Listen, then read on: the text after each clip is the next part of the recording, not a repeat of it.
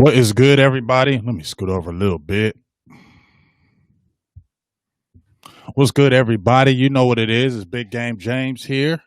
I am with my dog, Boss Cowboys. You know we do every Saturday. Now it's our thing, our podcast, our final thoughts.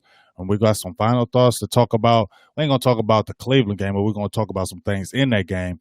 But we're really gonna talk about this Giants game and how this is definitely a must win. But let me give a shout out to a few people that's already in the building. Shout out to my boo thing. What's up? KMT, Bobby McLean, Michael Meta. Keep on, get out there, share. If the notifications didn't come up, just go out there and share this shit, man. Kid Roscoe, keep on coming in the building. I'm gonna let y'all come in. How's everybody doing? Shout out to everybody that's on my Facebook feed. Shout out to all you guys out there. Appreciate you guys. What's up, boss? What's up, man? How you doing? Hey man, I'm like I said. I'm not good as far as cowboy life goes. As far as regular life goes, I'm cool. Cowboy life, I don't like it right now. Yeah, yeah. We got a lot of reasons to be aggravated right now. Yeah, but hopefully there's going to be a. I mean, I'm not even going to be excited if this we win this game. I'm just going to say we won this game. I'm happy we got out of it, and let's see what happens. From that point on. But before we get to anything else, let them know where they can find you. All that good stuff. We'll do it again at the end, but let them know where they can find you if they don't know anything about you, and then we'll jump right into this talk. Yeah, Boss Cowboy Sports, especially on Facebook. Are you giving these short answers? What's up, dog? You all right? Oh yeah, I mean, Boss Cowboy Sports. I mean, it's what it is now. That's where you find me everywhere now. Yeah, I'm trying to get like y'all, where you just say one thing and everybody know where to find you everywhere, because it's the same everywhere. Boss Cowboy on Twitter, Boss Cowboy Sports on the gram, Boss Cowboy Sports on Facebook. That's where I put most of my information, on Facebook. But Boss Cowboy Sports is where you go find everything now. That's what it is. Yes, sir. And you see that little caption right there. Shout out to Mark Holmes. It's his birthday today.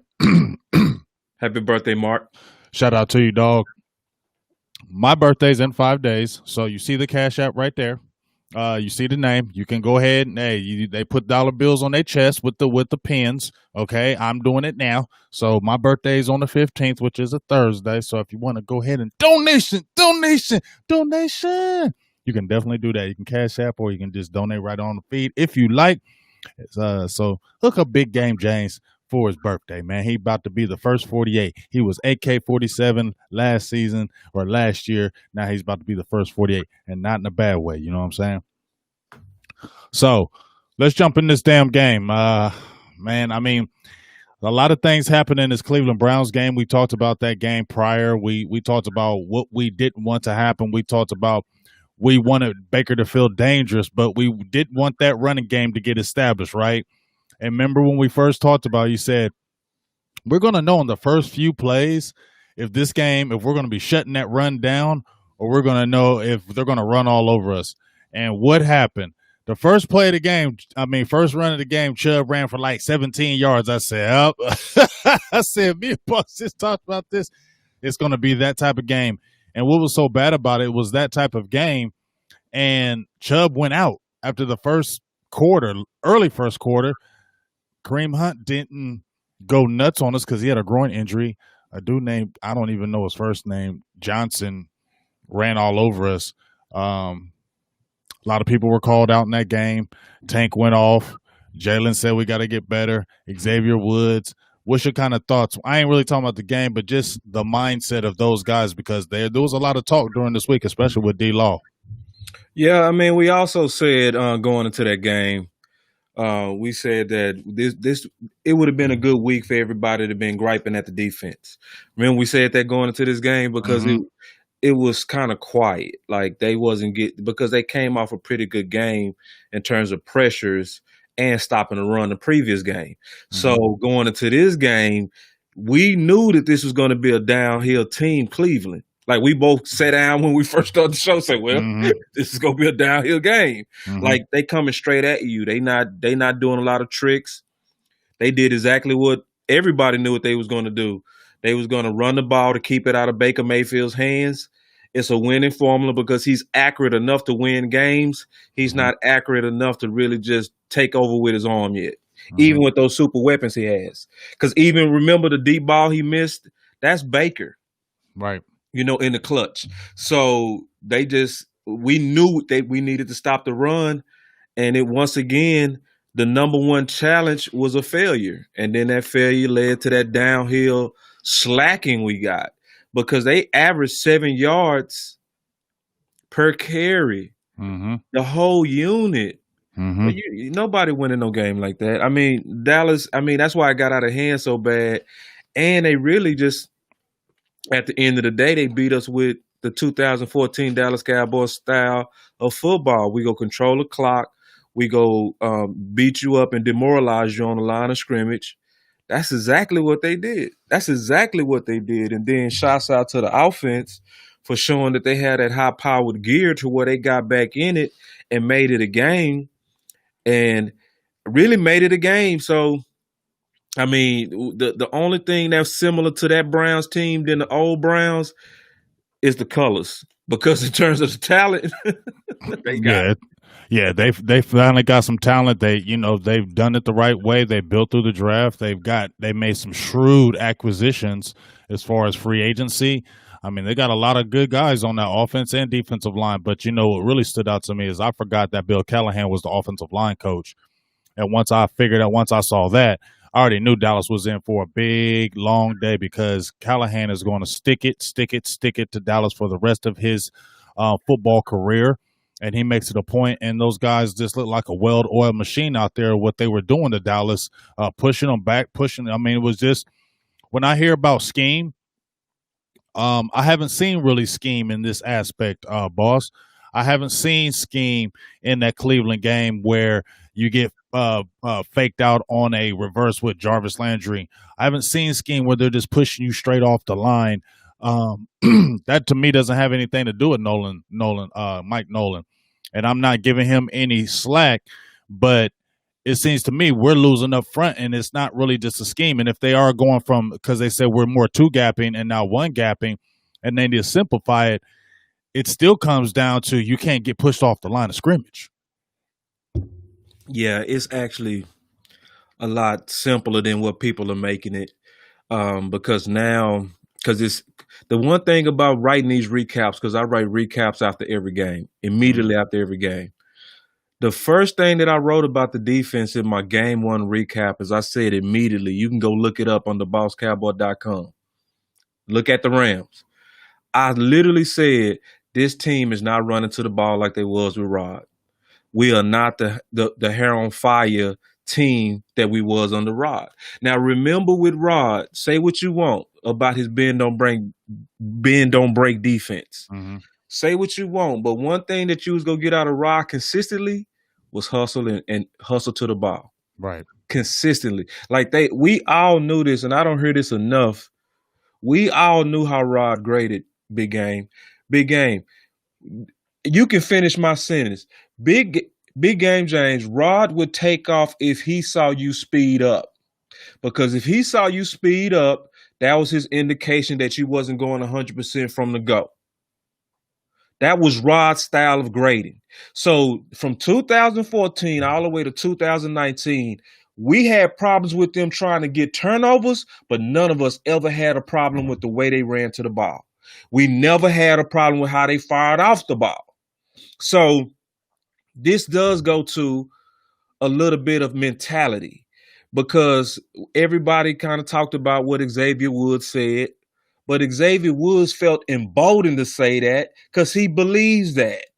And you can see everything he said on the field, like to your point, and I'm going to turn it back to you real quick. No, talk. But to your point, how much, only thing I blame Mike for is this new mentality. But in terms of his X's and O's, now I can't blame his X's and O's quite yet. Because just on that reverse play, right, that went for a touchdown that sealed the game for the Browns to Odell Beckham. Under the Rod's defense, you telling me somebody would have got bent back on the reverse 20 yards and made a touchdown? Probably not. Nah, and if you look at the way they was all running to the ball, everybody was waiting on somebody else to make a play. That's what was going on. Everybody was basically like, okay, he surely ain't gonna make this play. He just got bent back. So everybody kind of throttled down, waiting on somebody else to do it so they can rest. And bang, and he hit that X button. So I mean, our defense is simple. It's first, even before the X's and O's, y'all gotta have a 100% motor through the whistle. And that was a major insult what Xavier Woods said, man. The football itself. Like, how long we've been taught before he was born that you play through the whistle. Mm-hmm. We tell everybody that when we coach. We look at the game like that when we watch it. Mm-hmm. And he say it's impossible. And then we played it. You played it. I played it. That was the expectation. Like, no, bro, you busting until you hear that. And so it just shows you that, like, we go turn it up. And I think this the week we go turn it up, but I'm almost afraid that it's gonna be artificial turn up because this is the game we supposed to win. This is the game we supposed to go out. And that's what I want to talk about because see here, and when I listened to Amari Cooper, and I wasn't hating, but when I listened to Amari Cooper say, man, this defense is on fire this week. This defense is going nutty this week. I ain't hyped up about that. I'm not hyped up about that because the Giants suck. They're not a good team. They're 0-4. Their offense is averaging 11 points a game. They're 20% in the red zone, 30%, under 40% on third down conversions. Daniel Jones is 5 interceptions, 2 touchdowns. They're both offensive tackles. Their starting left tackle, who's a rookie, Andrew Thomas, has already given up 3 sacks, 13 pressures, 3 hits. They have Cam Fleming, who's given up, I believe, over 12 pressures, given up, I believe, 2 sacks. They're inside with Will Hernandez has given up 14 pressures on the inside. You get what I'm saying? The Daniel Jones is their leading rusher at 137 yards with 7.9 yards a carry. He's beating their next leading rusher by at least 50 yards. You get what I'm saying? So I'm not excited about the defense turning up on this because this should be a turn up. Man, you killed me how you rattled off them stats, man. I'm just saying. I thought you had a couple, man, dude. You rattled off about 20 stats. How sorry they are. And then on top of that, they 31st. I want to add one more. They 31st in total in NFL in total offense. Offense. Bottom of the barrel. Bottom of the barrel. So this is a game that even if we play bad, we should run these guys out. And I when I watched the whole film on them, I just called them a field goal team. It's typical Jason Garrett football, the way they don't they got all more field goals. Yeah, they don't finish drives. So and see what I don't want to happen. Big game. I don't want us to walk by these guys or even just beat these guys and then we stop talking. Yeah, because see, my whole thing is I've been thinking. I said, listen, man, a couple of things. First of all, we are not trying to win this weak division. That's almost should be expected. We are trying to beat Kansas City. Mm-hmm. You see what I'm saying? Mm-hmm. And there's no way we can have that type of expectation of beating the Super Bowl champs with this defense that we currently have.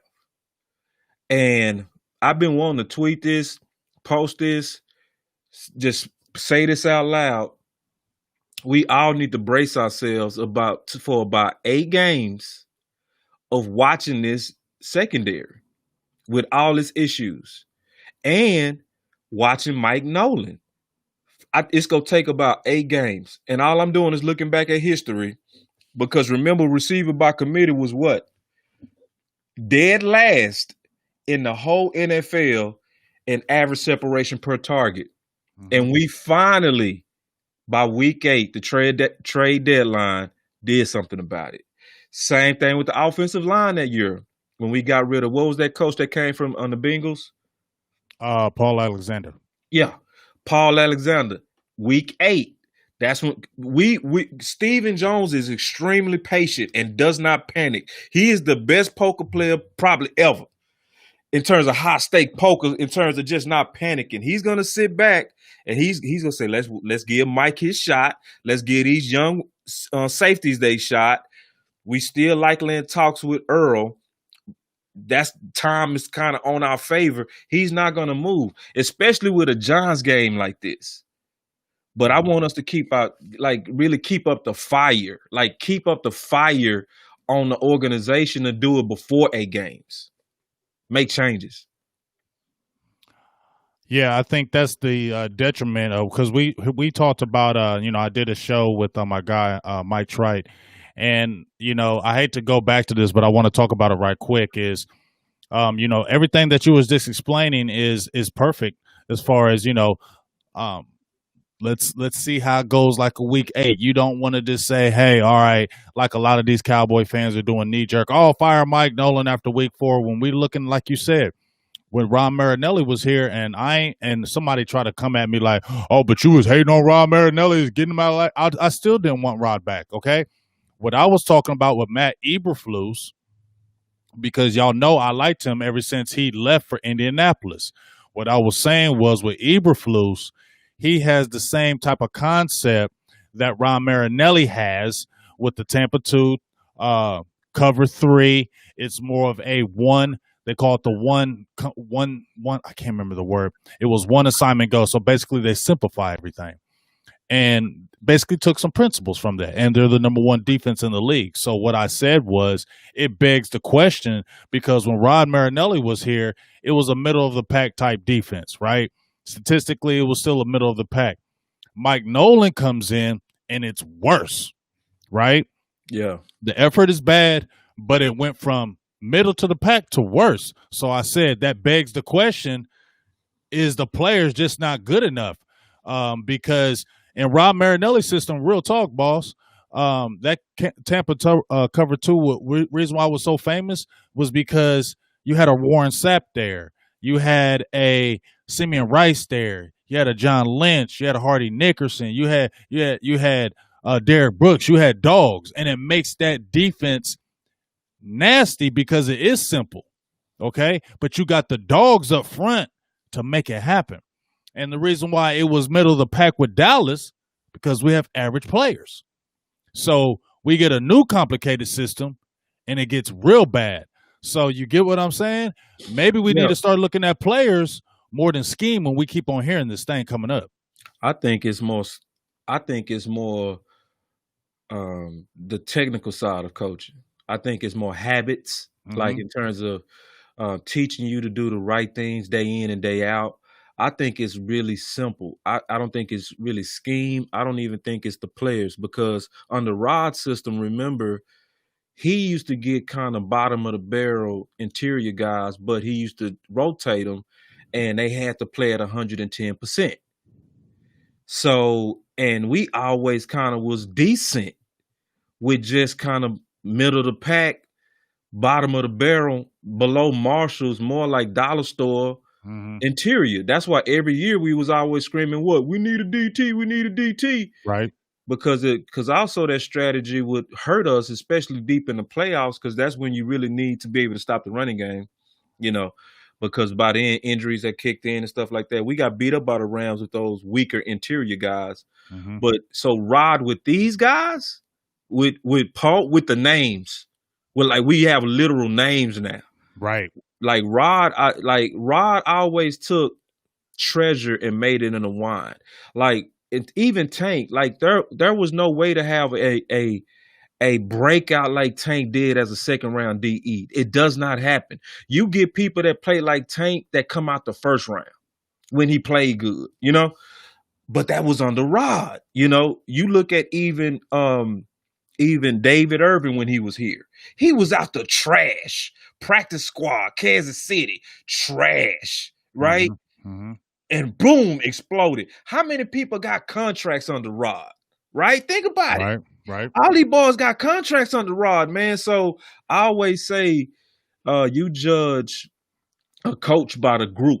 And the group under Rod, now I don't like him as a D coordinator. I'm with you on that. I was burnt out on no turnovers at the end.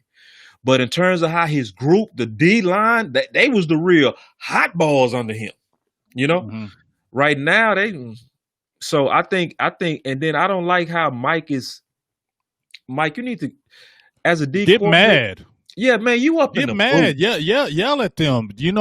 I understand him being calm and shit, like, Yeah. philosophizing and shit. It sounds like he just be philosophizing. I think that's one of the things in my head. I'm like, dog, get mad at these dudes. These dudes are not doing good. Now I understand you're a new guy and you got new players, so you don't want to throw them under the bus. I get that. I really do. But at the same time, you can still critique and let us know that it's not you can't sit there and tell us Darian Thompson's playing good. No. You can't sell us that on air. You get what I'm saying? You got to say, you know what?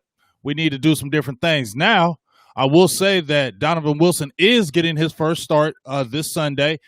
We've been talking about him getting that start. You've been saying that, hey, man, we need to do like Jimmy Johnson, man. Guys are working their ass off, need to earn it. Or working their ass off, let them get a chance. Yeah. I don't think Donovan Wilson's getting that chance because we've said that. It's because Darian Thompson gave up another long-ass bomb for a touchdown against OBJ. So that's why your ass is probably sitting, because you keep giving up deep plays that I've seen some people in the feed. I don't give a hell. Don't talk to me about no damn Jeff Heath. I know Jeff Heath would. Yes, he has. Yes, Jeff Heath did. He didn't give him up a lot, but he gave up long plays too. Yes, they did. So I don't want to hear nothing about no Jeff Heath, okay? Because he's got all of 32 snaps over there at Las Vegas Raiders. He's not even playing. Okay, he's not even sniffing the field, which I said would never happen again. He would never be a starter in the league after he left Dallas. So that should tell you what he was as a safety with us. You feel me? Like, he's not going to go nowhere else and be a starter. So we shouldn't be. And the fact that people are saying, man, I wish I had Jeff Heath back, is bad, because he wasn't good. Yeah. He was okay. He wasn't good. He's a backup, though. But we're screaming for a backup to come back, dog. That ain't happy to me. So I don't know. Talk to me about that, dog. I'm gonna be honest, man. It's sad when these safeties playing so bad that you do miss Jeff Heath. That's sad, man. You see what I'm saying? Like, that's super sad. That's frustrating. I can't even believe already bottom of the pack or middle of the pack, and these guys are below that, bro. Like, you could, like me and you said from the film, wouldn't you, if you was the Browns, at least attack the safeties? Remember we said that. And did we say that it might be a trick play too? Did we say that? We might have to go back and rewind that, because I did think we said something about watch a trick play, because they're going to test these safeties. That even we said, though, even though that they're going to run the hell out of this ball, they're going to test us deep. You got to. Like, the film said, do that to us. The film said, do it. And then when Thompson, like, it looked like he pulled both hamstrings against OBJ. Trying to dive. And you know what he had? He had the Jeff Heath dive, because I seen Jeff Heath. Boss. I call it the Jeff Heath dive, okay? Because I'm gonna tell you why I call it the Jeff Heath dive. Because Jeff Heath, I don't know if it was the Vikings or one of the games, he was beat Philadelphia against what's that cat? He's the fast one that always be dropping the ball. Oh, y'all know him from USC. I know exactly. Yes, you know who I'm talking about, right? It's the tip of my tongue. Yeah. So Jeff Heath got beat on the play, and he ran so hard, boss, and his whole face was red because he was running so hard. Because I know he was like, I cannot give up this damn play. They've been talking about us giving up big plays, and he had a red face when he got up. Like, you know how you have that scared feeling when you're there, like, oh shit, I can't let him get past because they've been talking shit. When the way Thompson dived was like, oh no, they're about to cook me in the media. He had that dive. Yeah, you could tell it was obviously two different gears. Nelson Allegor. Yes. Thank you, guys. Yeah. Thank you, Isaac Hampton. Yeah. Aguilera. Weird name. But yeah, I mean, it's so, and they went right at him. Now, the thing is, looking at my boy and keeping it all the way real about Donovan Wilson. Donovan Wilson came out on fire, right? You could tell that he was hungry to play. He was like, I finally get my chance. He was out there, man, just an animal. Did you see how he did Jarvis? Yeah, I seen it. Oh man, he laid Jarvis out, bro, just for no reason, just pure adrenaline. But after that adrenaline wore down, he started missing tackles. Mm-hmm. So, like, and I got to be all the way honest with you, bro. Like, when you get your chance and you trying to play for this star, You got to shine. you got to keep that. You got to keep that intensity up. You can't come out there and just have a monster like quarter that he did when he first debuted out there. Man, he looked great, Mm-hmm. and then that It running was game. quick. It was quick. Like it was like okay. Yeah, it was. And It was at least a quarter of we might have a starter here. then you were like, damn, oh boy. Now I Oh see boy. why. And here's the thing. I almost made me feel like, damn, I see that's why he sits. Or Or he needs more reps. or he need more reps, and we not because we so in the deficit. We low on patience. So it's like you got to make plays now. You got to come out like Dak and Zeke did when they was green. You know what I mean? Like, Mm-hmm. hey, Romo gone. Somebody got to do it, right? Mm-hmm. That's how Dak came out there, and Zeke was out there like, I'm the number 4 pick. I got to do it, rookie or not. Right. Right. They got big shoes. Let's go. Right. And that's the pressure that's on him. But hey, your dream was to be a cowboy. So you got to go out there, man, and you got to be the total opposite of Xavier Woods, where what you came out with, where you were just laying balls out for no reason, just whop, whop, whop. We need that the whole game, though. And then, especially on just solid tackling. Like, I would have gave him an A+ on if he would have just finished the game on solid tackles. Mm-hmm. Because he came out so fired. Like, he came out with a major, you saw the speed in the gameplay quick. I was like, boy, you saw the gear change between him and Thompson quick. Mm-hmm. But like, so until he fully give me a solid 4 quarters, I'm still going to be in the hunt for safety. And I love him. I like him. I love his hustle. I love his ball skills. But we low patience right now. We need people that's going to come in and be big right now. I don't need you to grow up right now. I'm sorry. We ain't got time. I mean, our defense that bad. We need a spark, and they're attacking the safeties. So we ain't got time for development. You got one more game, really. You got one more game to say, I belong here, debut hard on the New York Giants, and stay there. Yeah. I got a question here from the feed. Christian Montgomery says, do you think the Cowboys brand is hurting us? I don't know if it's the brand, but it's Jerry Jones and Stephen Jones. They're not football guys. I'm bouncing off Law. He said that last week. But they hella marketing guys. Jerry keeps on wanting to live off this Arkansas shit that he played at Arkansas. He's a football guy. And I don't know what made Stephen Jones qualify as a football guy, in my opinion. There's nothing that's qualified him as one. But they market that brand. And I believe that is a detriment to the Cowboys because when we had Jeff Kavanaugh, we talked about certain contracts that they're going to keep. It's for a brand. And we have to believe that is true. That cannot be something made up in your head when you know that jerseys sell, names sell here in Dallas. And if you ain't a name or you ain't really a popular type guy, you may not stay here if a contract is up because of that. That I believe that is a factor. What are your thoughts? Do you think the Cowboys brand is affecting what's going on with the team as a whole? Because the same thing is still happening with the new regime. Yeah, I absolutely know that the brand hurts us because I've said this about the Dallas Cowboys, that the Joneses, they use a very, very genius marketing ploy. I call it the Kardashian model, where basically the Kardashians really had no skills, just like we haven't won any Super Bowls since 1996, right? Right. But yet they're famous for being famous, and they're famous for controversy. So you notice that the Dallas Cowboys is the only team out of all 32 teams that call out their best when it comes down to contracts and negotiations. We're the only team that think it's smart to beat down a player's morale before we pay him. Zeke, who? All of our players gonna take market-friendly deals, and I'm man enough to do all the stuff we said about them in public. And we only do that, and the Joneses only do that because they know it's going to be major talking news for 2 or 3 weeks. And it just continues to grow the brand and the brand and the brand and the money. So yeah, it hurt. So like if you want to see an example of a team that's actually growing because they keep it football and football first, sadly it's New England.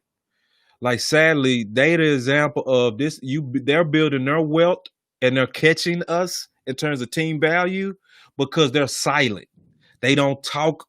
They don't do a bunch of negotiations through the media. Our brand hurts us exponentially. Like Dak talked about being depressed. Mm-hmm.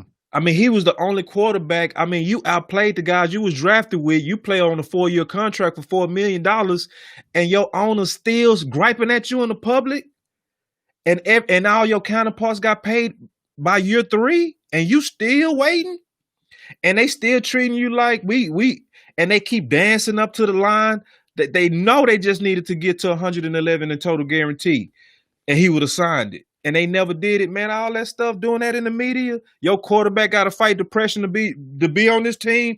Yes, being on this team and having this brand is bad for football. So it's one thing I'm gonna say, as fans, as Dallas Cowboy fans, it's almost like you got to learn to live with the dysfunction.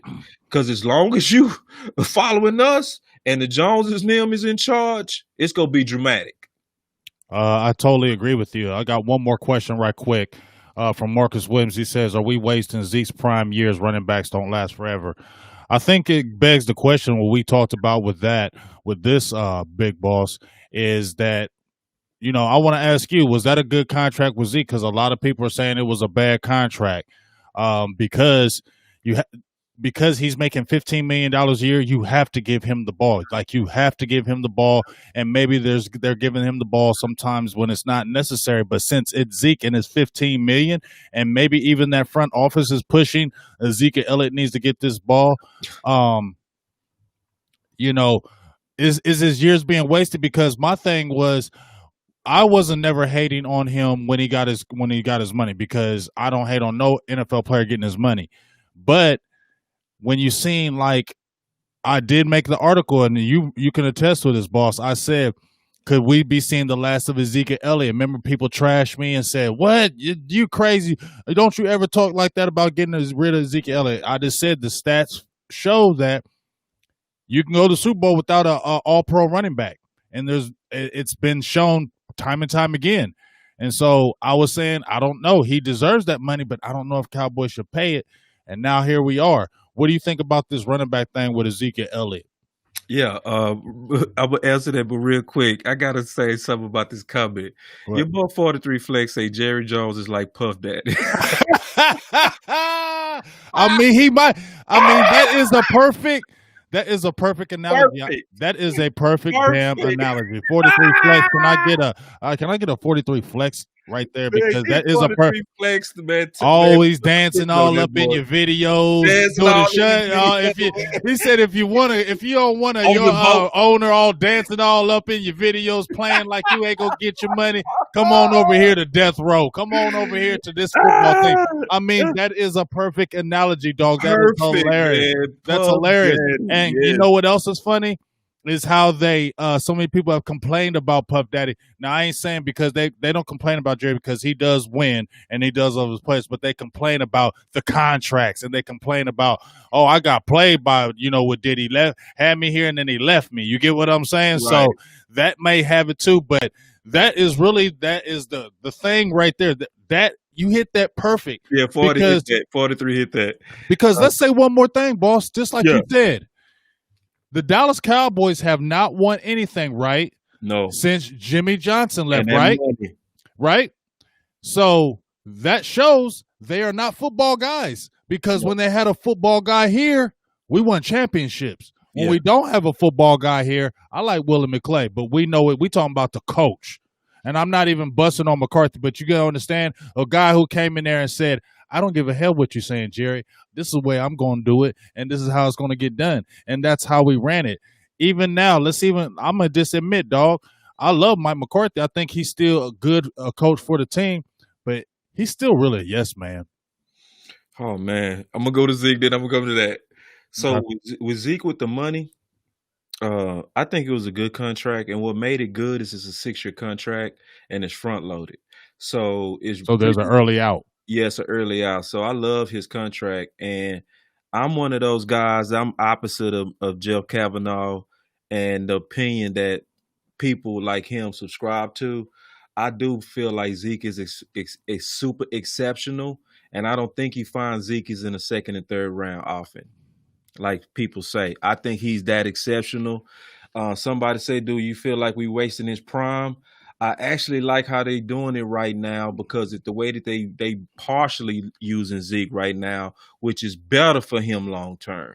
And I'm giving Dallas a chance to see, are they really attacking the defense's weakness, right? Because everybody's saying run the ball right now. Run the ball, run the ball, run the ball. That's what's been going around the media circles with Dallas right now. I don't think that was the smart strategy when both of these opponents that we just faced was pretty much bottom of the league on pass defense. Right. So it's like, I'm not going to go at offensive coordinators that's doing what's kind of common sense, right? Now, this team, they built best up front, right? When you look at their defense, their defensive front with Williams, Thomason, Dexter Lawrence. I like Dexter Lawrence. He's playing pretty good over there. Yeah, they built good up front, so it's almost they have a good ranked defense. I mean, it's like 8th or overall like 10th. So this says again, come out throwing. Like, I'm sorry, Zeke. I'm sorry. Like, if we really attacking the weaknesses of a defense, it's not gonna be your week of just force feeding you. And it shouldn't be, even because we paid you. No, it's what's smart for this opponent. And New England does that every week. They'll come out one week chunking it, won't they, James? Yeah. Then the next week they'll look like they just a clock eating team. Right. Because they're going by the matchup. They going by the matchups, and it's like go ahead, finish, because I want to say our problem is that, just like you said with New England, right? Yeah. How they go by the matchup. Our problem is that we get down so far. See, New England can afford themselves to doing that. See, they can go in there and say, well, we're you know what? They're not a good run defense, so we're going to run the ball. But our defense, here's the thing. We can throw the ball, air it out one week. We can run the ball. We can go both. But our defense is going to keep us in the game where we can do that. And that is the problem. Also, we're not shooting ourselves in the foot. Right. And having bad turnovers. Right. Because that's how you can afford to be able to control the game and say, well, we're going to run the ball because they're a weak run defense, because we're not getting behind the sticks. We're not getting behind the points. Okay. Right. We're not down 14-0. Okay. By killing ourselves or by playing bad defense. We are afforded to be able to do what we want on offense because our defense is doing what it needs to. And that's our problem. Our defense is not doing those things to allow the offense to be able to, hey, we're going to keep on running this ball because we can. Because once you get down 14-0 and your defense keeps giving up plays, it's almost like we got to keep throwing because we can't have long drives because our defense is going to give it up and they're going to take it right back down the field and score. And it reminds us of when we're saying, if we're talking about, are you wasting Zeke's years or are you wasting Dak years? Oh, man. Exactly. And so, like, I'm not in no panic, man. I hear a lot of panic out here, bro. Yeah, it's a lot of panic. I'm not panicking either. It's a lot of panic. It's like I can't take you serious as an analyst when you're attacking the offense. Mm-hmm. And almost, I mean, you could you was right when you said turnovers. That's it. I don't want to hear nothing else. They finishing drives. They striking fast. They top in the league. I saw somebody say they scoring too fast. I say it's no such thing. Scoring too fast? Hell no. This is this kind of offense we wanted. Yeah. So, y'all want to go back to the days of settling for those field goals? That's what y'all want? Y'all want Jason Garrett stuff? Right. No, man. We finishing drives. We killing it. They literally had a game plan to keep Dak off the field. Man, bro. How we talked about Dak, and the Browns said, our best bet to beat them is to keep that offense off the field. Right. So dumb people would say, Yeah, Bob. Dumb people say, "Where was Dak in the second and third quarter?" Watching the Browns. he Exactly. That's was watching their offense. Like, can I get a chance? right. Because they were pounding us 24 unanswered points in that second quarter. We didn't score. And straight down. it wasn't because of our offense. It's because the defense couldn't stop They anybody. couldn't stop them, bro. 7 yards per touch, bro. By backups. By backup, bro. That game was over, bro. Like I always say, a game over once I see Zeke averaging 6. I say, "Oh, we finna win this every time." And you know what's so sad about it, boss, is that we're getting our ass kicked, right? And you know the Dak haters or the people that want to hate. Oh, see, he got the. Y'all just don't watch football, dog. Y'all make me sick. But see, them is empty calories, empty yards. When we're down by not Dak's, not by that. I'm not gonna say Dak was perfect, but let's be honest, dog. We was already down 41-13 because the defense couldn't stop nobody. So when he's got to pass us back in the game. How was that empty calories when he passed us back in the game? He got us back in the game, right? Yeah. If you didn't throw those passes and didn't do that, they score 60 on us. You get what I'm saying? We had a chance to come back. We had a chance to almost get a chance to win the game at the end. So I hate when people do that because you have to pass yourself back in. This has to be a game where you're throwing 60 sometimes. You're down 41-13 and you're going in the fourth quarter, dog. What do you expect? Yeah. And see, and I'm gonna just try to educate some people out there because I hear this a lot on social media, that they're playing prevent defense. So I played at the University of Houston, okay? And my coaches, most of them went to coach in the NFL. So I've been around defensive scheme coaches and they taught us how to scheme. There is no such thing as prevent until the end of the second half or the end of a game where you're trying to prevent a touchdown. People really believe that defensive coordinators are scheming to allow an offense to just get easy yards. That's not true. It does not happen. And I'm going to tell you one of the main reasons why. Because defensive coordinators and the defense itself is highly financially incentivized to keep offensive in check. So they get bonuses for stuff like if they under 21 or under 14 points. And at the end of the day, a lot of times them guys are coaching for pride in them checks. And they want to be able to put on a resume when they trying to get a new job because every coach is going to have high turnover. My defense only allowed 21 points. They don't let people back in the game. And when they're scheming from having a lead, it's harder to come back. You know why? Because they make it harder to throw. They dropping more people. So it means that Dak's comebacks are hard. But it's spinned to seem like, oh, they just kind of sitting back, letting them do it. No, when he fitting them in those windows, remember they were saying all night, oh, he fit that in there. Oh my God. I mean, I thought he had that one. I thought he had that one interception on Cooper where he had the touchdown. I thought it was a pick. Yeah, I thought it was a pick. And then Cooper came out like 6. I'm like, what? I said, what? That looked like pick.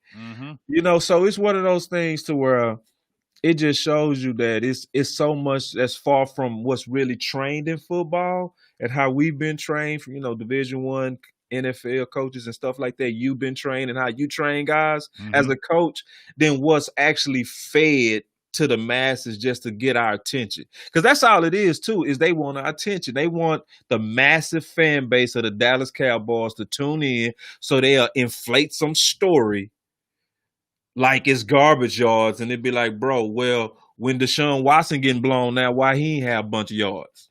Right. Yeah. So it's just malarkey. Yeah, it's a whole bunch of malarkey. Now, I want to talk about some injuries right quick before we talk a little bit about this game. Injuries. I told you about Tyron Smith. We talked about it, and now he's on going to IR. La'el Collins already on IR. Let's talk about this offensive line. Now we've already heard about Terrence Steele starting at right tackle again, possibly, and Brandon Knight left tackle, and then you have a Zach Martin who's going to possibly be your swing guy if something happens with Steele. And they said also now they were possibly bringing in Connor McGovern. Now finally, he's supposed to finally get some work if Steele goes out. I'm really frustrated about this because, like I said, this is a situation where the coach's ego. I mean, you like Steele, dog. I'm not feeling that. Like I wasn't feeling Steele really in the beginning. He has traits, but he's just not ready. And it shouldn't have had to happen in that Cleveland game. That shouldn't have happened. You knew better. You knew better against Myles Garrett. You knew better to do that. And that shit bothered me more than anything else in that game. When we talk about Xavier Woods, okay, when we talk about Xavier Woods and things of that nature, that pisses me off, okay? Right. But what pisses me off when you got a guy, Joe Philbin, who's an offensive line guy, leaves Terrence Steele out there one-on-one against Myles Garrett. You keep leaving him out here with guys that are working this dude, and it's hurting the team. Dallas was up early. Sack fumble. Cleveland gets the ball. Touchdown. Dak was going to go for a long pass. Given up sack by Steele. I'm not understanding this. You're talking about playing Connor McGovern, right? But how are you not now? Why are you playing him? You get what I'm saying? When it's getting bad now, okay, now Connor McGovern gonna get in. Why? What's going on, Joe Philbin? I'm having a problem with him, dog. Man, I low key love Joe, man. I'm for real, bro. I low key love Joe. Why? Tell me why. Because what Joe did when he swapped and put Zach Martin at right tackle, bro. I like that too, but I don't like how. Why do you keep starting Steele then, dog? Okay, well, I'm becoming Steele. I'm becoming Steele. All right, I'm gonna let you explain this to me. Because because bro, we've both been following this team under the Jason Garrett era. I used to beat the damn ground, bro, saying why don't we rotate our best like Zach Martin around? True story. Like it's all the other teams did that, but Dallas. Like New Orleans moved all their guys around until it worked. Okay. Yes. And they train them like that now, and they call it cross training their linemen so that if it's injuries, you can play any position. Mm-hmm. But under the Jason Garrett era, it was like you didn't move once they wanted you somewhere. That's why we always calling for stuff like Liel when he wasn't injured playing guard. Yeah. That would have fixed us a long time ago. That's true. You know what I'm saying? So the fact that he already did that, I feel better about him, one. Okay. Two, with Steele.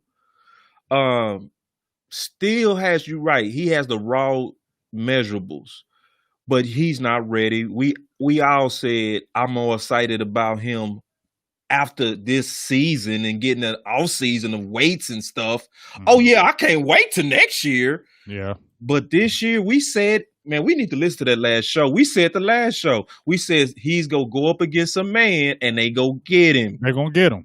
We said that, bro. We said don't do it. We said don't do it. Don't. Yeah, we said that don't isolate him. Don't isolate him. Help him if anything. If you're going to have him out there, help him. And y'all went out there and isolated him. Isolated him on Myles Garrett, bro. No, Myles Garrett sitting across from him like, what? You don't think Myles Garrett didn't read that Terrence Steele was starting? What? I'm having a good time. Like, you feel me? It was a blinking red light because he don't play that side. And they moved him over there like, yeah, we going at this. So y'all need to chip. And they didn't even. So that's what frustrates me about Philbin because, like I said, dog, that's what's frustrating. It's almost like you do something good, but then you do something bad. You do something hella good by doing something that the Jason Garrett regime would have never done, just like you said. Swapping out, kicking out a Zach Martin, that right tackle. We all loved that shit, right? Loved it. Like, what? We finally doing it. But the thing is, then you come back and slap us in the face by having the arrogance to come out the next game and say, I'm going to start Steele again. This time against Myles Garrett. I'm going to start him again. Like, that's arrogance, bro. That's arrogance jumping out there like, I like this guy and he can do it. No, that's arrogance, dog. It's saying that maybe Zach Martin don't like playing right tackle. But, dog, we don't got tackles. Yeah, We don't got them guys, so you might have to sacrifice this. You feel me? yeah, man. Maybe Zach Martin got so much pull that he said, "I ain't playing right tackle." I mean, I don't think he got that much pull. I don't know. I think he trying because he definitely put it out there. I'm a guard, He put it out there. He put it out there that I'm a guard, but he put it out there heavy, dog, on interview. Bruh, you whatever we need you to be. Right.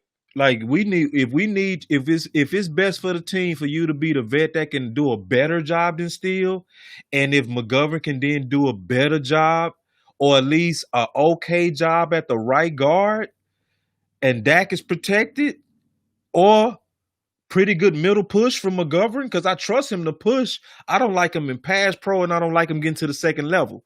But other than that, I want to see McGovern too.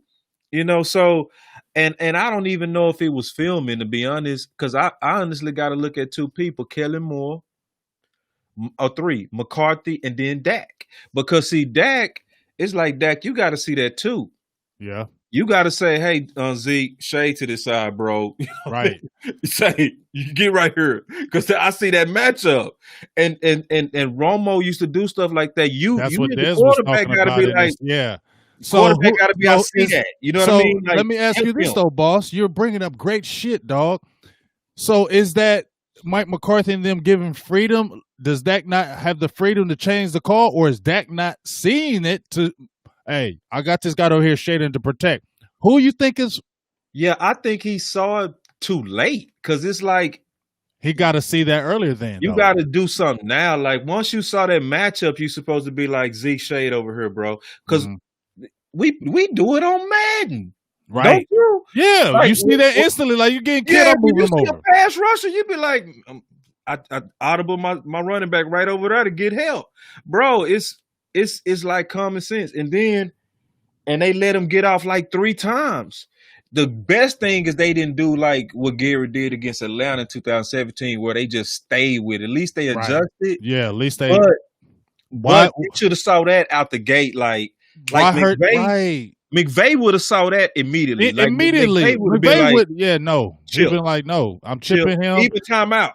Yeah, timeout. I'm gonna go ahead and get this started right now. The first play when he did that swim move on him and hit Dak on that, when Dak was gonna go deep, that should have told me right there that he's not. Nope. All right, come on, Brandon Knight. Because you had Tyron Smith, dog. That's the game. You had Tyron Smith, so that was logical for you to go ahead and kick Brandon Knight at right tackle, because Brandon Knight's gonna fight for you. You feel me? Yeah. Like I said, you do something good, then you do something bad. And I just don't. I'm not feeling you starting Terrence Steele again. But okay, whatever. I mean, you can't see, because you can't do that, dog. See, I'm just keeping it all the way 100, man. You coached, right? Mm-hmm. And you got some kids that come out, they bow-legged, pigeon-toed, and they 8 years old and they got cuts like a grown man. Mm-hmm. Then you got a kid that'll come out there, they knock-kneed, snot running out their nose, but they love the game and they hit. Mm-hmm.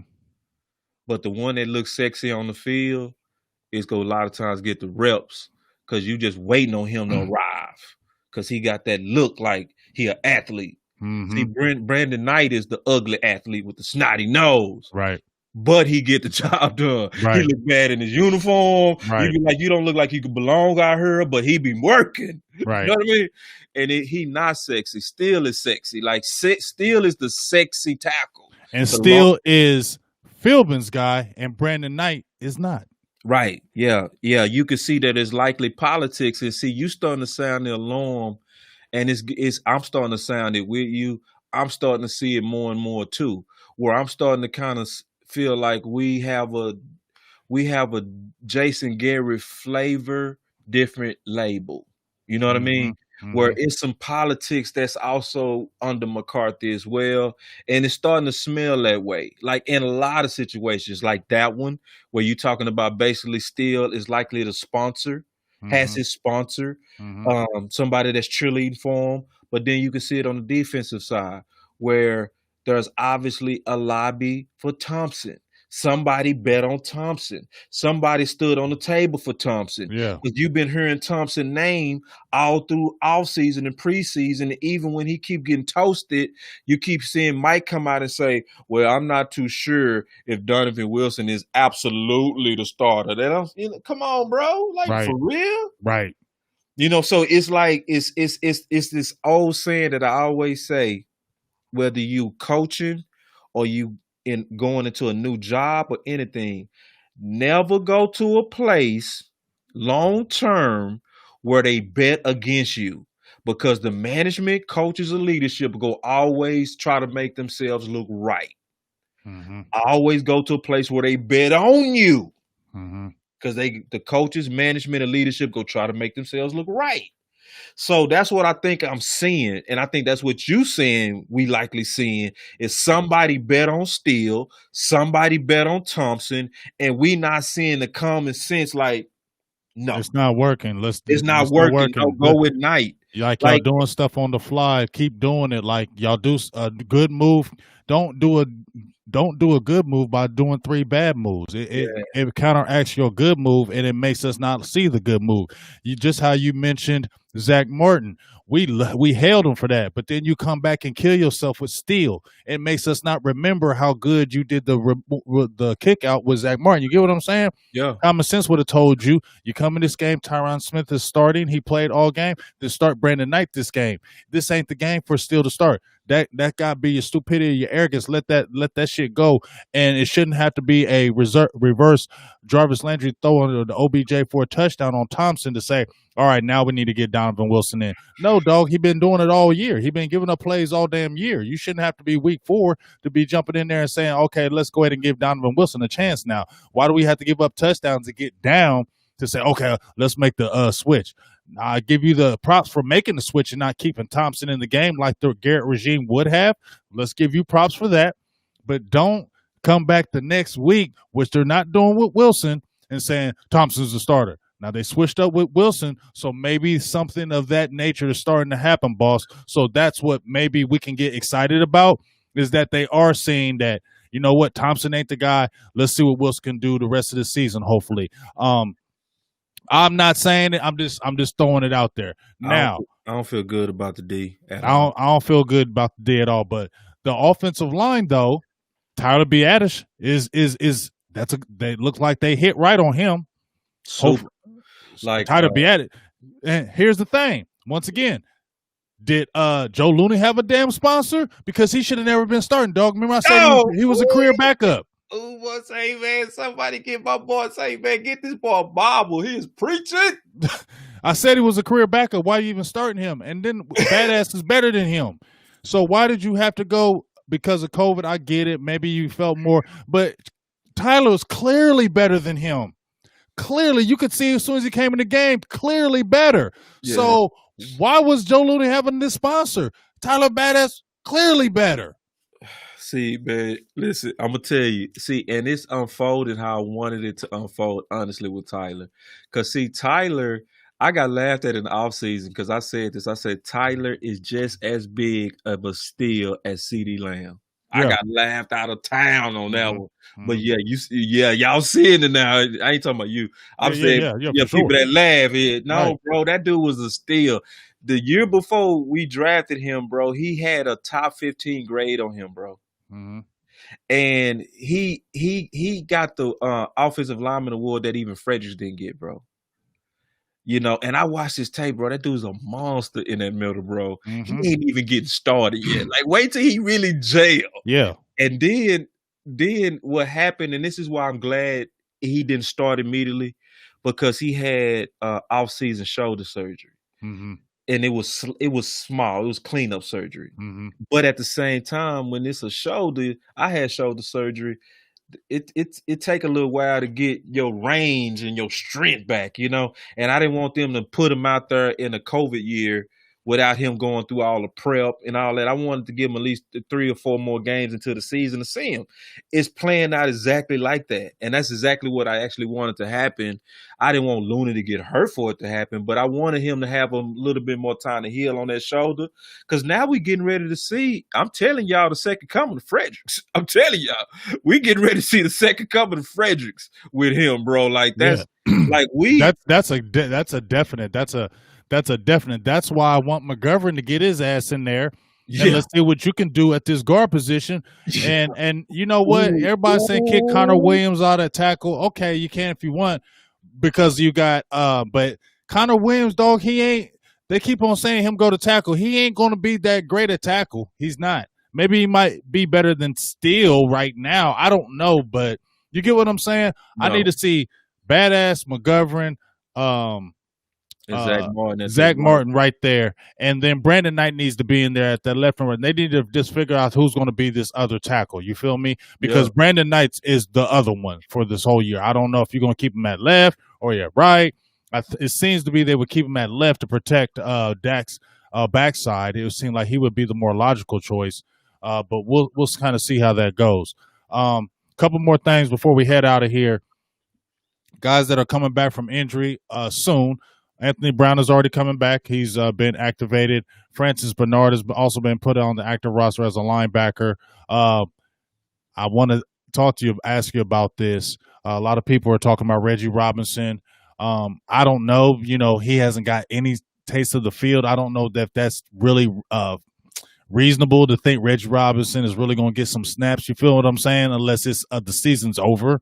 That's when I say if Dallas is going into a draft season, that's when you'll see more of a Reggie Robinson. But if they're still in it, I think they're really going to kind of wait on him because they're going to, you know, maybe not want to throw him in the fire. They don't think he's ready because they did convert him. But I want to ask you about Van Der Esch. I'm a little frustrated maybe in my own heart because they said Van Der Esch is ahead of schedule. They said, you know, he's already starting to, you know, get back on the practice field after the 4th week. Usually collarbones take 6 to 8, fully healed. They said the process starts 3 to 4 weeks. LVE is, to me, injury prone already. Your bones are maybe not as strong. Are they rushing him back? And do you see a re-break with his collarbone if he's, let's say, plays before the Washington game? Yeah, they need to take their time on that. They don't need to rush him, dog. I just feel like he's going to re-break it like they did with Romo. Yeah, they definitely rushing it, and he likely rushing it himself. He wants to be a Dallas Cowboy for life. You can tell it's a dream job for him. But at the same time, he got to be very wise on how he comes back because they will let you go out there and re-break yourself. They will. And then once you re-break yourself and you become branded as really injury-prone, then they also unload you, get rid of you. Mm-hmm. So, I mean, it's nothing wrong with being selfish at this point, LVE, because, like, you know, bro, we've been calling for linebacker depth since the offseason. And Right. I remember people asking us, why y'all so high on linebacker?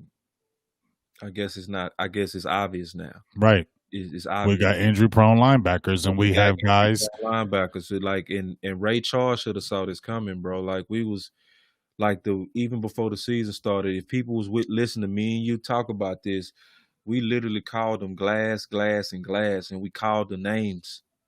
We called their names, and they all having injuries and issues right now. Mm-hmm. So, and we still don't have depth. If Joe Thomas go out, bro, we in epic trouble. And like, people not even saying nothing about it. They acting like Joe Thomas just can't get hurt. Right. And that's what's frustrating. Like if he goes down and you don't have anybody else back, that's catastrophe, dog. Like, you gotta, bro. It goes into like uber crisis, and we can't put it all on Jalen any longer. Not in my opinion, because I'm just like I said, I love his effort. I ain't never questioned his effort or anything like that. But dog, he's just not.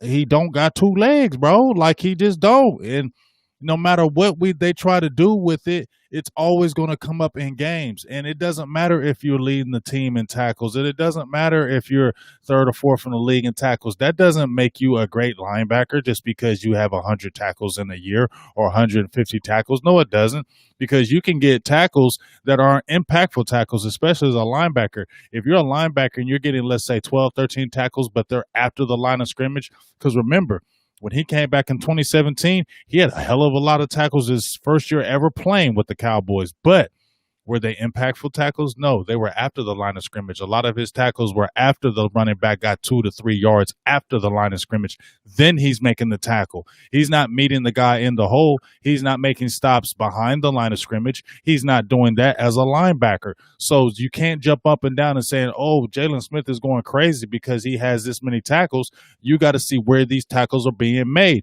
and they're not being made impactfully in the game.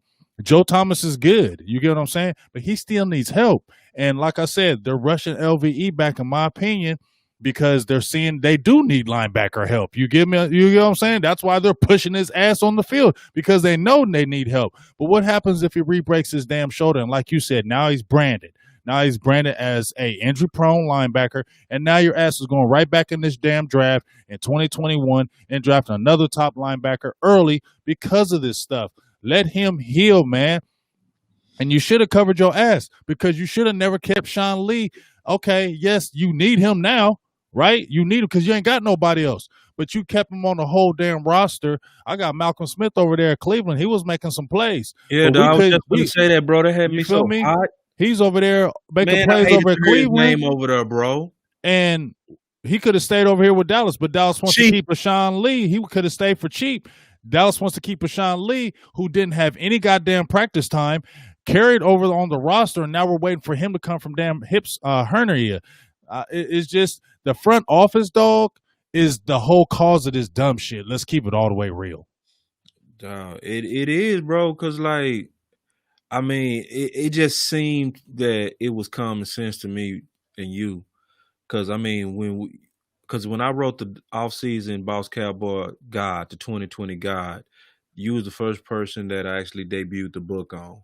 And one thing that was clear in that book is we had 6 defensive tackle free agents, and we had 5 linebackers. That was our 2 biggest needs.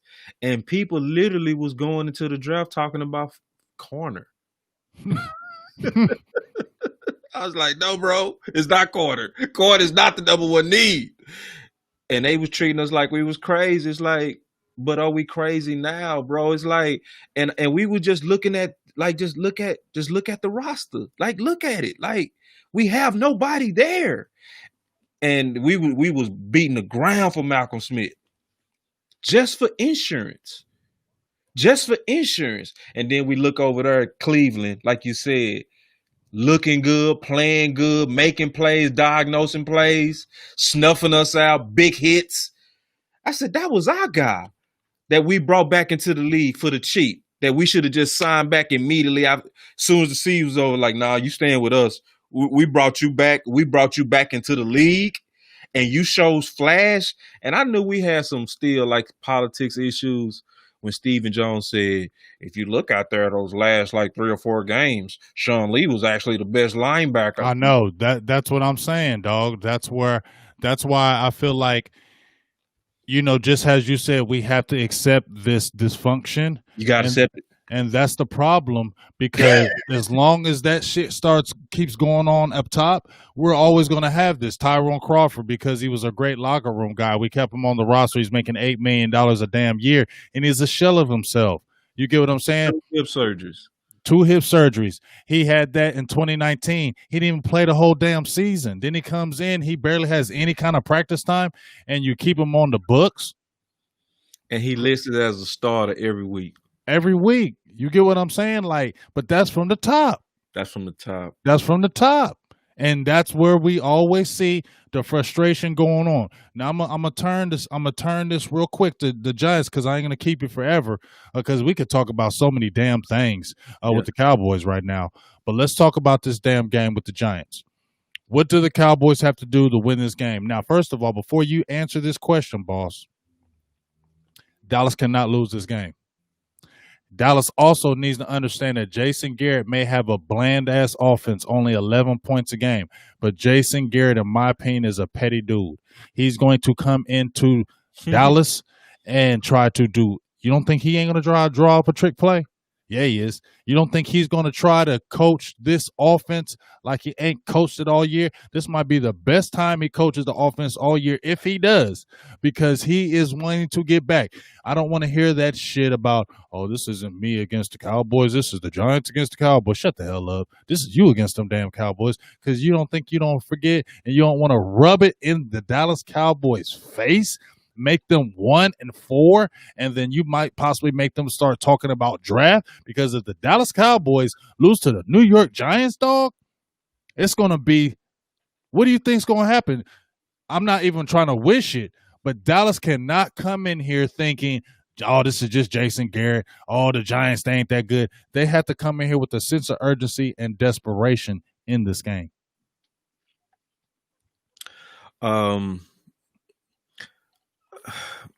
When I look at how to attack them, I say get out there. Their best person really is the quarterback. And I was super hard on Daniel Jones, but I watched all his film before the show. Daniel Jones got some great potential. Mm-hmm. And he got a deep ball. Yeah, and he plays like a gunslinger. He out there having fun. He just careless with the football. Mm-hmm. If he protect that football better and they put weapons around him and he stay with his same style, Daniel Jones gonna become a monster. Because he ain't working with nothing over there. Ain't nothing going on. And he's running for his life. 14 sacks already given up. He's running for his life. Yeah, I mean, yeah, he's extremely careless with the football. So I will go after the guy that's going to at least give it to me. Mm-hmm. Give it to me. And I feel like we can match up with their weapons. Mm-hmm. Darius Slay is the only person that's on the 1,000-yard pace. Everybody else is way underneath that. Mm-hmm. I feel like we can really just kind of pressure these guys. Don't even worry about getting beat deep. If you get beat deep, fine. I feel like we're going to match up with them, fine. And go after Daniel. Go after him. Don't let him get comfortable at all in the pocket. Make him have to be a superstar to win. And he's going to try. But when he tries, he's going to give it to us at least twice. But you got, to me, keep the pursuit on him. If you asking me how to beat them, go at him all game. Just make it hard on him. I would really talk bad about my high bars and have them ready to get their name back, redeem themselves. Like, put some good news clips out there, some good highlights out there now, because the fan base is on that defense, and rightfully so. Y'all need to get y'all name back this game. Mm-hmm. As far as what our offense need to do, honestly, they can do whatever they want to do. If you want to reestablish Zeke this game, go ahead and do it. My real strategy, I would air these guys out again. I would come out throwing again, because we are first place in total offense. They are 31st. So I would just approach it like they can't keep up with us, just period. Like, we just got too much. They don't have enough firepower to keep up with us. You know what I mean? You got a real bad offense versus a real bad defense, versus you got a super good offense versus a real bad defense. To me, that say just run their legs out. Keep it fast and go at them. That's what I would say, dude. I wouldn't, because I heard people saying, run Zeke, run Zeke, run Zeke. Well, why would we slow the game down, which would then play into their hands when they got a weak offense? If anything, I want to start scoring a lot to make them have to throw a lot, and then that plays into our hands. I don't want to grind our game. I want to shoot out. I want to shoot out when they got weak bullets. Right. And I hear you with that. They got Golden Tate over there. Let's keep an eye on him, because he likes to be a cowboy killer, but he's not a guy that he once was. No. Also, they got Evan Ingram. Yeah. Good pass catching tight end. And if you look at Daniel Jones' passing chart, he really likes to throw over the middle. So let's look over there. But here's the thing. As I said, they got Cam Fleming and Andrew Thomas. Those guys are struggling at tackle positions. Now, D-Law went ham on the media or the fans. The hell with y'all. Uh, kiss F for all y'all. Okay, I get it. He wasn't talking to me though, because I wasn't on his page. You know what I'm saying? I just said it out loud. But my thing is like this, D-Law. You're gonna get Cam Fleming most likely, right? He's had full participation all 3 games, all 3 days of practice, right? There is no reason in hell that the Cowboys should not at least get 3 sacks this game. Okay, I watched this Rams game. They had 5 sacks. Yeah, Okay, bro. they were destroying Cam and Thomas. Like they Yep. were in the backfield every damn play. Like, and Right. it wasn't even the sacks. Daniel Jones had no time, even with the pressures. So even if you ain't getting a sack, you can get pressures. But D-Law, if you ever needed a game to shut fans up, right? This is a game you must, because if you come out of this game, in my opinion, against Cam Fleming playing all week, having not being on this injury report, having full, the knee is good, and you come out here against Cam Fleming and don't do shit, dog. That's going to be a bad thing, because there's no reason why this defense should not feast on this offensive line and Deion Lewis, and they got your boy Devontae Freeman, but I mean he ain't that guy no he more. playing bad. He ain't that guy. He ain't that guy no more. They have nothing over there. They have nothing, bullets, bro. And they just like you said, bullets, let's go after them, make them score, because they got no bullets. They have nothing. Their offense is trash. So make them score. Make them score. They are a field goal team. Just keeping it real. We've been finishing our drives. Let's just do that. Let's just do what we've been doing. Like, I don't know why we want to stay stuck in the Jason Garrett run the ball era. Sometimes listen, bro, we got a number 1 receiver in Cooper paid. We got probably the best receiver in the draft. And we got a potential number 1 in Gallup, and we want to run the ball. Mm-hmm. Sometimes you got to accept the fact that you are high octane offense. Listen, anybody that's been watching us the last 4 weeks, you ain't noticed we cold on the vertical ball? You ain't noticed when we go vertical, we kill? Like, boom, boom, boom, man. We drop bombs. Right. Like, hey, we want to stop? Oh, we scoring too fast. Oh, stop it. Oh, we need to slow the game down. No, we don't. No, roll. Accept it. Just defense stop some people sometime. Can you just do that? You know what I mean? Just defense. Like, the offense don't need too many tweaks. Mm-hmm. You know, it's good. Mm-hmm. People that's talking about the offense, I be like, the offense ain't the issue. Offense ain't the issue. Only one thing, even with the influx of the O-line, sloppy turnovers. That's it. Mm-hmm. But if we just play clean ball, and honestly, go vertical. Give them a chance. Yeah. If the defense give the offense a chance, guess what? We can smash teams. Like, if the defense, we would see what type of team we are if the defense could hold people, because we can score on anybody. Nobody's been stopping our offense. Nobody's been stopping Dak. Nobody. And Zeke is not like he's looked bad. No, because when he gets the ball, he does look good. But what is he doing? But he's not being smart though. 3 fumbles, 2 lost, 3 drop passes. 4 in one game. That's what I'm saying. Right. You can't do that. No, you can't do that. If you're one of the dogs on the team and the team is struggling, the dogs need to save the team. The dogs need to rise to the top. So when we're driving and you just have a great run, you can't put the ball on the ground, dog. You've been in the league how long? No. You can't do that. There ain't no excuses for that. No. I got a quick question from you, dog, from Luke Stahl. He says, what do you guys think we should do with Mike Nolan? Like we said earlier, Let's see how it goes midseason. If this defense is absolutely like Monty Kiffinish by week 8, then I say, George Edwards is there. I've seen some people talked about him in the feed. George Edwards that we brought over from Minnesota, who was a defensive coordinator over there. I say you could slide him in because you have a relationship with him. I say let's see week 8, and if this defense is still like bottom of the barrel, still giving up the most points in the league, then I say, look at something like that. But give him time, because like we both said, it's not really all Mike Nolan, because the effort is not there.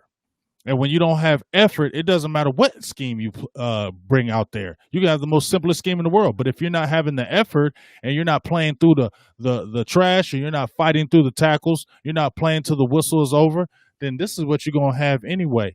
You get what I'm saying? Yeah, I'm on board with firing Mike Nolan right now.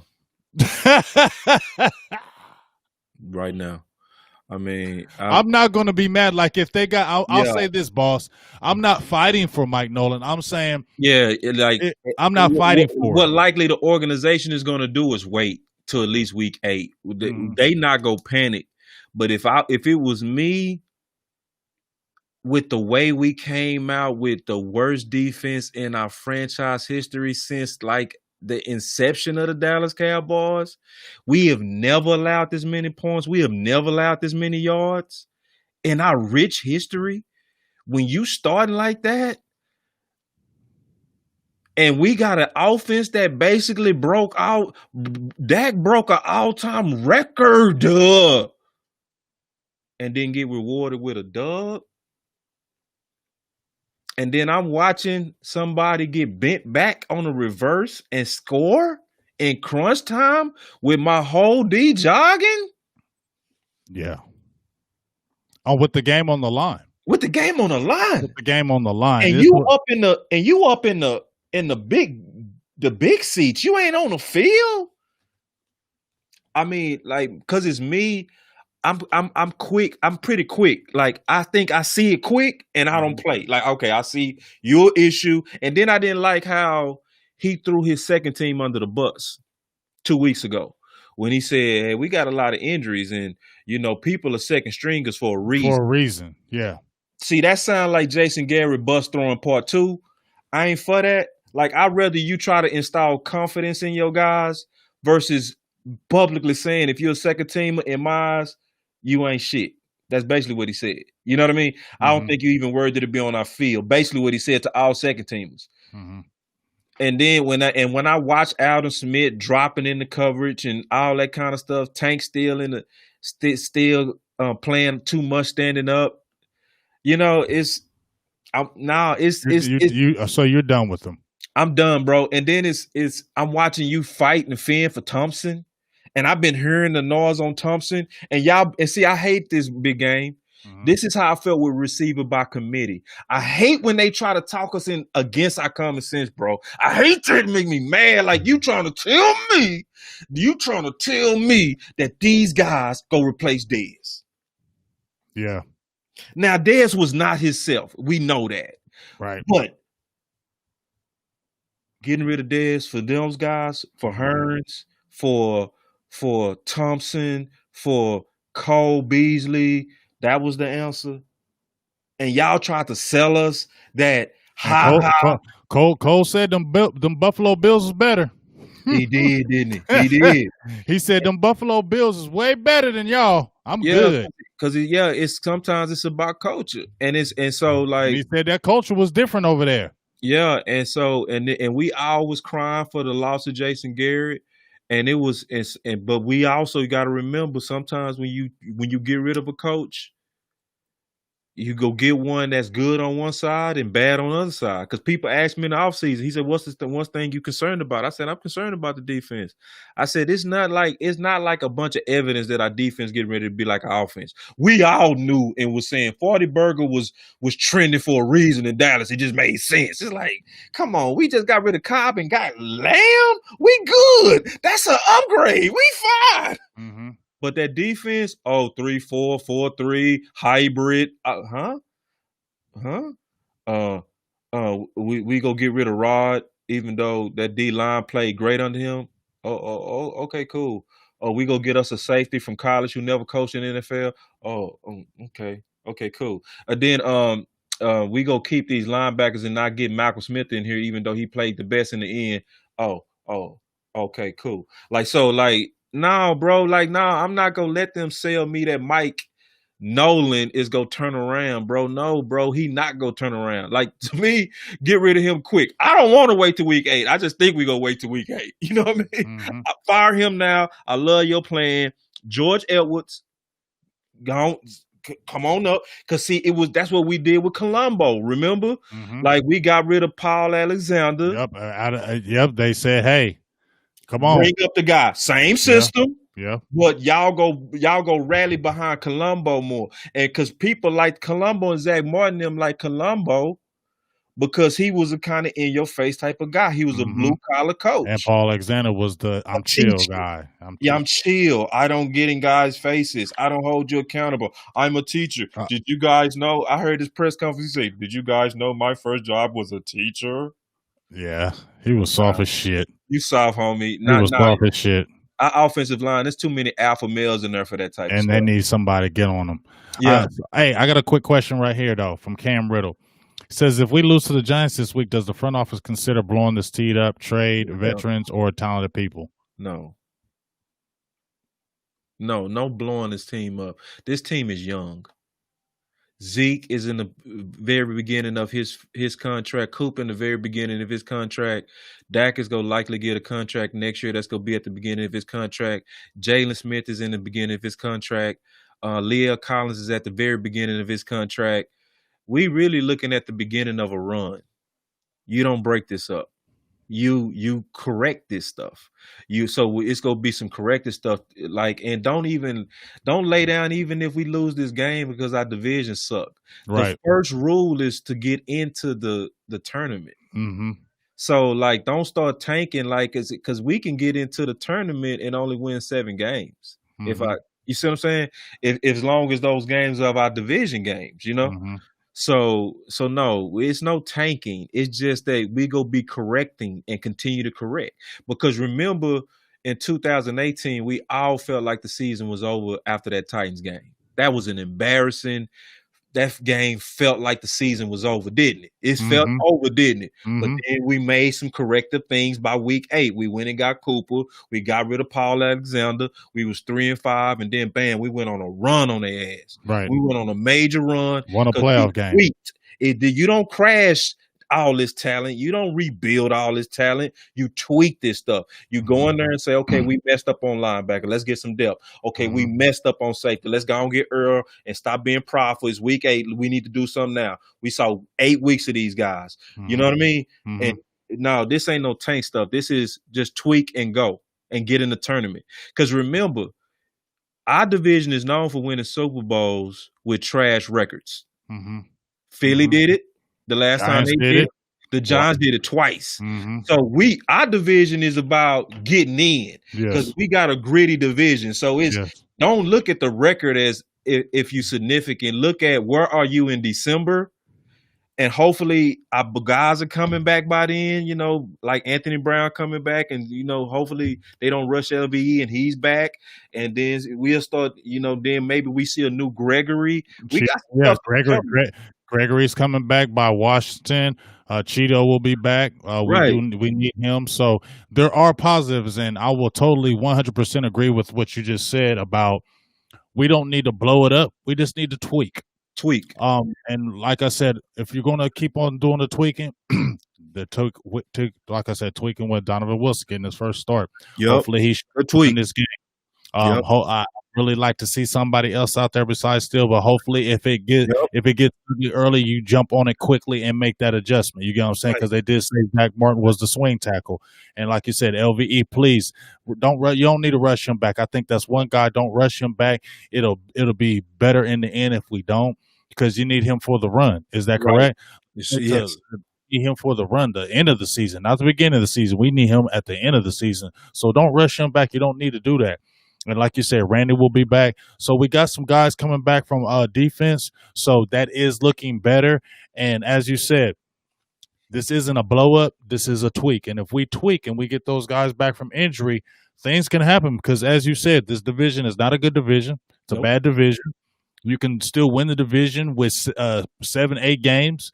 You can, because here's the thing. That role can start right now because you got the Giants, you got the Redskins, and you got the Eagles in these 3 to 4 weeks, along with the Cardinals. But that's a 4-game NFC hurdle right there that you can knock some things out. No matter what anybody says, because nobody's going to be getting excited because you beat the Giants. Nobody's going to say you're back. None of us are going to say any of that. But we are going to say it's a W And that's the biggest thing out of most important thing out of anything. Did you win? Because you may not play good, but did you win? Because those wins can still build confidence within the team and say that we can get a hold of this and make this happen. As you said, in 2018, we were 3-5, and we were looking bad. It looked like that was going to be a wreck of a season. Made a trade, you went on a run. Runs can Right. happen, especially in this division. So I think it's Dallas just needs to go in there with that desperate attitude, um, Yes. focused, and not beat yourself. That's been our Yes. problem. We've been I beating love ourselves, though. Like everything the you defense just has said, been man. bad, but we've been beating ourselves, man. And we got to stop doing that with the dumb, silly turnovers, Man. especially against a bad team. You Yeah. can't keep a bad team in the game by doing silly plays, bad turnovers, just bad things. You can't let that bad team feel any good about itself. You got to go in there and really stomp them. And like you said, put the pressure on that offense because it's not a good offense. Come at them and get a 14-point lead. Get a lead early and make them make those decisions. Because as you said, Daniel Jones, if he gets some players around him, he could be good. But right now, you don't have them players. You're going to force, and they do like to drop him back because I think he's throwing about 35 to 40 times a game as well. Yeah. Okay, so he's throwing a lot. And like you said, when he starts throwing a lot, he gets careless with the ball. And Oh, if yeah. you're getting that pressure on him with those suspect tackles, this could be a game where we feast. The defense can feast. And this could be a game, even though it's not a good team, it's all about confidence, boss. If you go in there and get a 5-sack game, get a couple turnovers, that builds confidence for the team when you're going on to the next game. So I think that's what we really need to look at. And I think that's what really needs to happen in this game, big dog. Yeah, I think we need better leadership because I don't think it's gonna come from Mike Nolan.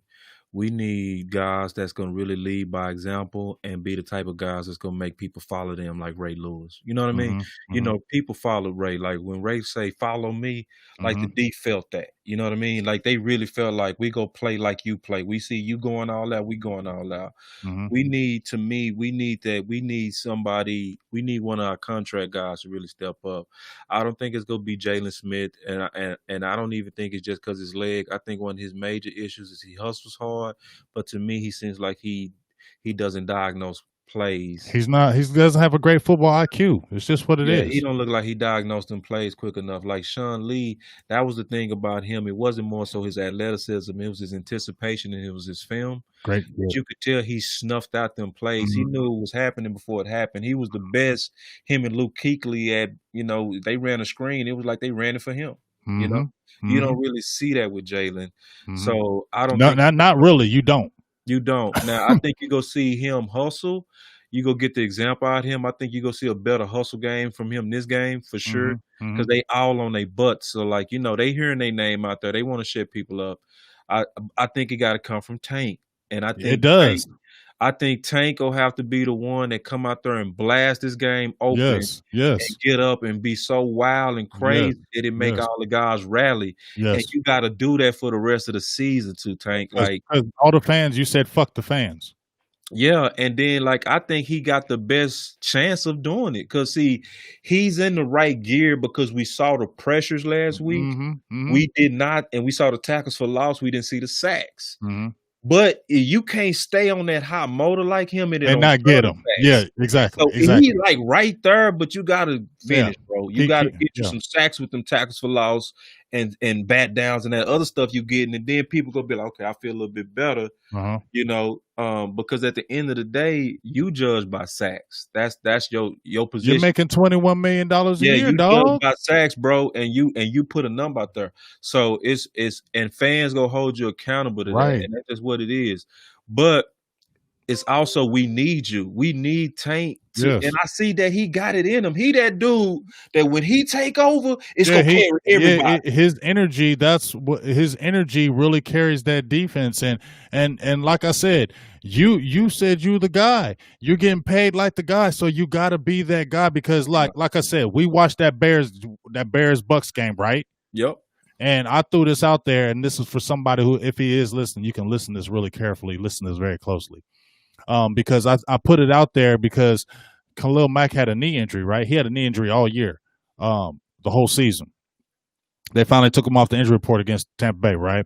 He had 1.5 sacks before going into this Tampa game, right? You saw what he did, okay? Those 2 big sacks. But who won the game, right? Who won the game? The Bears. And one of the reasons why I kept you in the game is because you had that pressure, getting big sacks. You got a guy that is your guy on defense. You're paying him to be that guy, and he made them guy plays.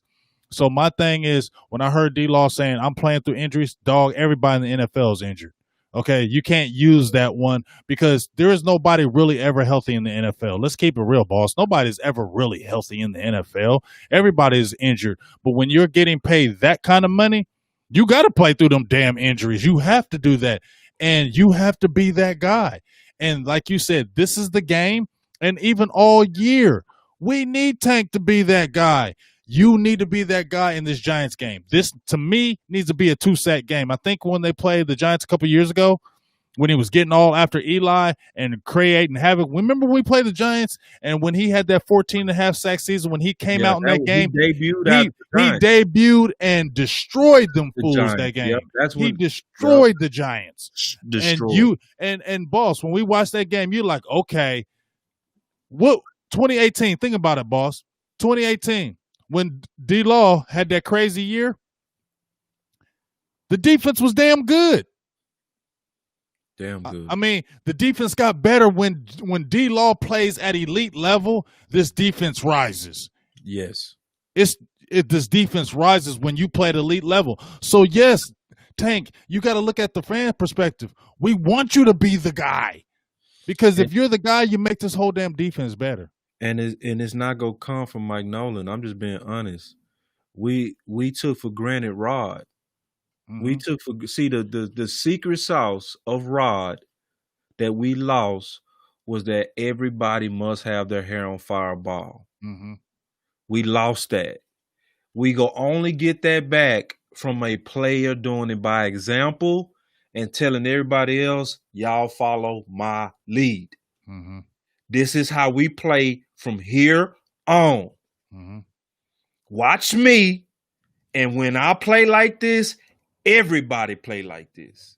Because it's not going to come from Mike Nolan, bro. Mm-hmm. And just every now and then, just keeping it just 100, there are certain Super Bowls that have to be won by player leadership. Mm-hmm. The Ravens was one. It wasn't coaching on that one. Shit, we can say the Cowboys in '95 that was players. We ain't gonna say that was Barry. We ain't gonna say that was Barry Switzer. No, that was player led. And sometimes you know how it is, man. When you got a family, sometimes you just got to be honest with your own dysfunction. You got to say this is where we've dropped the ball as a family, and as a family, we dropping the ball on our hustle.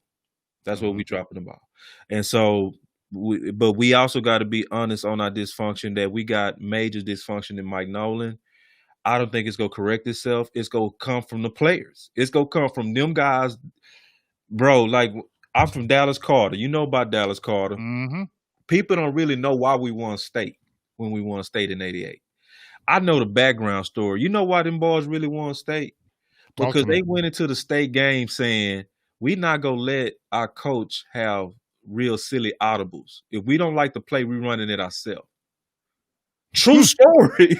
So they was in the state game checking out the plays they didn't like from him because they saw our 84 team. Because I know those guys. I talked to them. You know what I mean? Mm-hmm. They saw us lose state because that team refused to check out of them bad plays. Mm-hmm. So sometimes it take the guys. It's gonna take somebody on that D, and I think it's gonna take Tank, bro. I think Sean Lee. I don't think it is. No, it's not Sean Lee. Yeah, nobody's looking at Sean Lee any longer. Yeah, he's done. He's done. Yeah, your voice don't carry no more. No, it doesn't carry any longer. Yeah, so we need a guy that got the like. I'm the ambassador to D, and y'all follow me. Yeah, and he got to be that guy. But talk is the cheap. We got to go out there and show it. You got to show it, and then like, and heads gonna have to roll soon. The heads definitely got to roll soon. I'm sorry, bro. Like, listen, if this game is close, somebody head got to roll, bro. I'm sorry, bro. Dog, like we can't win this game and be like, okay, let's just see what happened. No, bro. No. Let's not play stupid. We already know this D bad, bro. So it's like we need to still be beating the drum. Like, okay, I'm down to see Robinson. Okay, I'll give Reggie Robinson some reps. Go ahead. But he need to be nice now. We ain't got time to wait. Mm-hmm. This ain't no waiting, bruh. Mm-hmm. This defense that bad. We Mm-hmm. need somebody to come in that's gonna impact. So if you got to go pay Reed or Tom, I still say they need to go get Eric Reed, man. Man, we need to get off of that, all that protest. Oh, Right. he took a knee. Yeah. Man, Poe been taking a knee. Listen, that knee stuff is Poe ain't old. doing shit. It's old now. It ain't Right. even no Yeah, big yeah, deal. Black yeah. Lives Matter on helmets and everything. Yeah, It's yeah. I feel you. commercialized. Yeah. Who cares? Yeah. It's about football. If Yeah. you're trying to win football, go get that safety, bro. Yeah. That's real shit. And I'm going to end it on that one right there. I'm going to end it right there with that great end kick back from Boss Cowboys. I felt everything you said, dog. We got to have some passion out there, and hopefully we'll see it against these Giants. But before we bring out of here, Big Dog, let them know once again where they can find you, all your good information, your writings, articles, everything, page, all that good stuff. Yeah, man. Boss Cowboy Sports.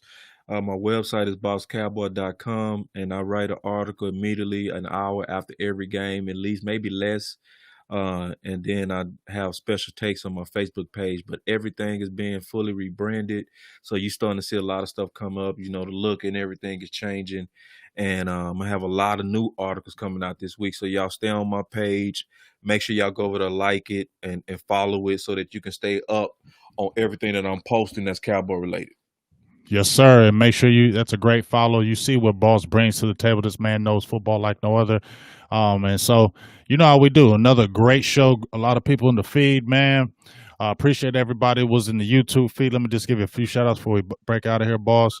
Mr. Personality from you Eagles, you know you trash. We'll be seeing you in a few weeks. We're going to whoop that ass, hopefully. Julius Styles. Y'all green. Yeah, y'all some bums. I'm gonna get a Philly Notion on here. I'm gonna cook him when I see him. Ready Red, Jim Laws, Boo Thang, Rue Glock. Good that you are back out of the hospital. It's good to see that you are good. Jovan Brooks, Gambino. Shout outs to you, big dog. Your birthday's 2 days after mine, so happy birthday to you. Willie Stovall, good to see you again, dog. Haven't seen you in a while. Good to see you. Jim Laws, as I said, happy birthday to you. Your stuff is coming to you. Michael Beers, QP311. Marvin Hargrove, Senior, Cam Riddle, just everybody that was in the feed today. I really appreciate you guys. Thank you very much for being in the feed. Thank you for the donations. Shout out to you, KMT. Appreciate you, dog, for my birthday donation via Cash App. Thank you very much, big dog. And like I said, let's get this W tomorrow. Hopefully, it's a convincing win. I don't want a struggle win. I'll take a win wherever we can get it, but hopefully it's a convincing win to get maybe the confidence back. And like I said, if I'm going to put anybody on to have the game of the games, it needs to be D-Law. That's the guy, to me, needs to have the big game for me more than anybody else. It needs to be D-Law because this is a game set up for them to have a big game. So let's see if it happens. But we're going to get out of here, man. Check us out tomorrow. You know how we do on the late night hype with our watch parties. Make sure you guys are all deep in the feed, my members, everything else. And let's get this dub. So once again, Boss Cowboys, Big Game James, Silver and Blue Nation, we out. And we'll be talking to you soon. Check out the podcast every Saturday. Final thoughts. Peace.